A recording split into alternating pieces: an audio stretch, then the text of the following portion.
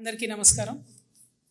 నిన్నటి నుంచి రాష్ట్రంలో 2 రోజుల నుంచి రైతు డిస్కాం పేరుతోని ప్రభుత్వం చేస్తున్నటువంటి ఒక ప్రయత్నం వల్ల రైతుల్లో ప్రజల్లో రకరకాల ఆందోళనలు చెలరేగుతున్న విషయం మీ అందరికీ తెలిసిందే. మరి ఇంత ముఖ్యమైన విషయం మీద నిన్న ఈఆర్సీ పబ్లిక్ హియరింగ్ పెట్టేంత వరకు కూడా గౌరవ ముఖ్యమంత్రి గారు కానీ, వ్యవసాయ శాఖ మంత్రి గారు కానీ, పవర్ మినిస్టర్ గారు కానీ ఎవరు కూడా ప్రజలతో ప్రత్యక్షంగా మాట్లాడలేదు. ఈ అన్ని అంశాలు మేము లేవనెత్తిన తర్వాత నిన్న ముఖ్యమంత్రి గారు చాలా తీరిక చేసుకొని 1.5 గంటల సేపు ప్రెస్ మిత్రులతోని చిట్ చాట్లో అనేక విషయాలు చెప్పినట్టుగా ఇవాళ పత్రికల ద్వారా తెలిసింది. చిట్ చాట్లో వారు చెప్పింది ఏంటంటే, మేము ఖచ్చితంగా 24 గంటలు రైతులకు కరెంట్ ఇస్తాము, మీటర్లు పెట్టమని చెప్పినారు. చిట్ చాట్లో చెప్పడంతోనే అనుమానం ప్రారంభమైంది. ప్రెస్ మీట్ పెట్టి బహిరంగంగా ముఖ్యమంత్రి గారు చెప్తే రైతుల మోటార్లకు మీటర్ పెట్టమని నమ్మేటటువంటి ఆస్కారం కొంతలో కొంత ఉంటుంది. సరే, ఆయన మైకుల ముందు ప్రత్యక్షంగా చెప్పినటువంటి అనేక వాగ్దానాలు కూడా పూర్తి చేయలేదనేటటువంటి విషయాన్ని పక్కన పెడితే కనీసం కొంత క్రెడిబిలిటీ ఉండేటటువంటి ఆస్కారం ఉండేది. ఇవాళ చిట్ చాట్లో చెప్పిండ్రు, రేపు పొద్దున మీటర్లు పెట్టినప్పుడు సార్ అంతకుముందు చెప్పారు కదా అని అంటే, నేను ఎక్కడ చెప్పినా ఆయన చేతులు దులుపుకుంటే రాసిన పత్రికలు నమ్మిన ప్రజలు మనం మధ్యలో ఫూల్స్ అవుతాం తప్పితే ముఖ్యమంత్రి గారు మాత్రం జవాబుదారీగా ఉండరనే విషయాన్ని నేను బలంగా తెలంగాణ రైతాంగానికి చెప్పదలుచుకున్నాను. ఇంకొక మాట, మాకు చాలా తీవ్రంగా వస్తున్నటువంటి అనుమానం ఏంటంటే, రైతు డిస్కామ్ని సపరేట్ చేసి మిగతా 2 డిస్కామ్లను ప్రైవేట్ చేసేటటువంటి కుట్ర నడుస్తూ ఉంది.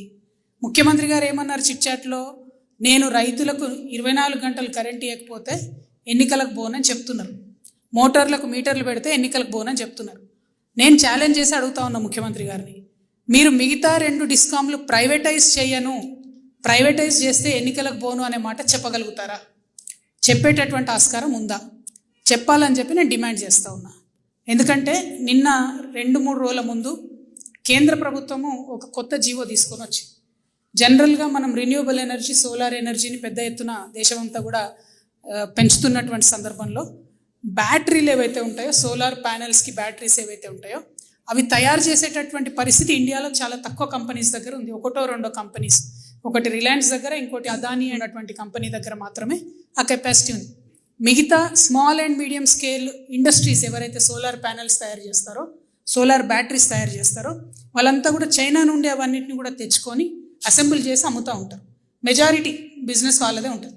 సడన్గా నిన్న కేంద్ర ప్రభుత్వం ఏం చేసింది, 3 రోజుల కింద ఒక జీవో ఇచ్చి ఇండియాలో తయారయ్యే బ్యాటరీలు ఉన్నటువంటి కంపెనీలు మాత్రమే ఇక్కడ సోలార్ ప్యానెల్స్ తయారు చేయాలి అని చెప్పి ఒక జీవో ఇచ్చి కరెక్ట్ 5 రోజులు టైం ఇచ్చింది.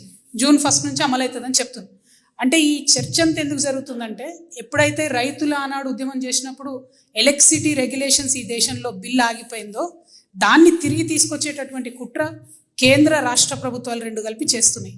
అక్కడ వాళ్ళేమో ఒక్కొక్కటి జీవో మార్చుకుంటూ రిన్యూవబుల్ ఎనర్జీస్లో మార్చుకుంటూ వస్తున్నారు.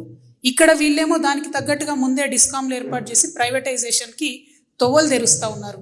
ఈ విషయాన్ని ప్రజలకు చెప్పడం ఒక బాధ్యత గల ప్రతిపక్షంగా నా బాధ్యత కాబట్టి నేను చెప్తా ఉన్నాను. అంతేకాదు, నేను బలంగా నమ్ముతున్న రైతు డిస్కాం వల్ల తెలంగాణ రైతాంగానికి నష్టం కాబట్టి మేము తెలంగాణ జాగృతి ఒక ఎన్జిఓ తరఫున నిన్న కోర్టులో కేసు కూడా ఫైల్ చేయడం జరిగింది. ఖచ్చితంగా లీగల్గా కూడా ఈ రైతు డిస్కామ్ని ఆపేటటువంటి ప్రయత్నం మేము 100% చేస్తాం.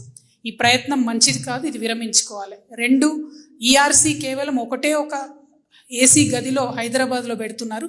అట్లా కాదు, 33 జిల్లాలకు మీరు వెళ్ళాలి, రైతుల్ని అడగాలి వాళ్ళ ఒపీనియన్. ఎందుకంటే యువర్ కన్జ్యూమర్స్ ఆర్ ఫార్మర్స్. ఏ కేటగిరీ అయితే మీరు పక్కకు తీసి ఒక డిస్కామ్ తయారు చేస్తున్నారో ఆ కన్జ్యూమర్స్ని మీరు అడగకుండా హైదరాబాద్లో ఉన్నటువంటి మేధావులను అడిగి మీరు రైతు డిస్కామ్కి పర్మిషన్ ఇవ్వడం అన్నది ఈఆర్సీకి కూడా కరెక్ట్ అయిన విషయం కాదు. ఈఆర్సీ ఒకవేళ పర్మిషన్ ఇచ్చినా we will go up to the Supreme Court to stop this రైతు డిస్కామ్. ఎందుకంటే ఇది ఎట్టి పరిస్థితుల్లో కూడా మనకు ఉపయోగం లేదు. ఇంకొక మాట, ఎందుకు మరి ముఖ్యమంత్రి గారు ఇంత బలంగా చెప్తున్నా మీరు నమ్మడం లేదంటే, చేదు అనుభవాలు ఉన్నాయి. ఏం చేసిండ్రు, బోనస్ ఇస్తామని చెప్పిండ్రు, యాసంగికి బోనస్ కంప్లీట్గా ఎగబెడుతున్నారు. రైతు భరోసా ముందు అన్లిమిటెడ్ ఉండే, తర్వాత పోయిన ఇయర్ 5 ఏకర్స్కి వచ్చింది, ఈ సంవత్సరం 2 ఎకరాలకే వచ్చింది, అది కూడా అందరికీ రాలేదు. రైతు రుణమాఫీ 30% మందికి ఇంతవరకు వచ్చినటువంటి దాఖలా కూడా లేదు, చాలా చోట్ల సగం మందికి రానేలేదు.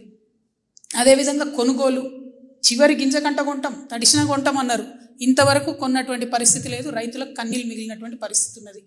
రైతు బీమా ఏదైతుందో దాన్ని కంప్లీట్గా ఎత్తేసి దాన్ని కూడా టోటల్ ఇన్సూరెన్స్లో కలుపుతున్నారు. రైతు బీమా ఏంది, రైతు సహజ మరణం చెందిన వచ్చేటటువంటి బీమా, దాన్ని తీసి యాక్సిడెంటల్ ఇన్సూరెన్స్కి మారుస్తున్నారు. అంటే డైరెక్ట్గా ఫార్మర్కి లాస్ అవుతుంది. సో ఈ గవర్నమెంట్ చరిత్ర మొత్తం తీసుకుంటే రైతు వ్యతిరేక ప్రభుత్వంగా ఉంది కాబట్టి వీరిని మేము నమ్మదలుచుకోలేదు. లీగల్ కూడా ప్రాసెస్ మేము ఎన్నుకుంటాము. కోర్టులో కూడా ఈ డిస్కమ్ని అడ్డుకునే ప్రయత్నం చేస్తాము.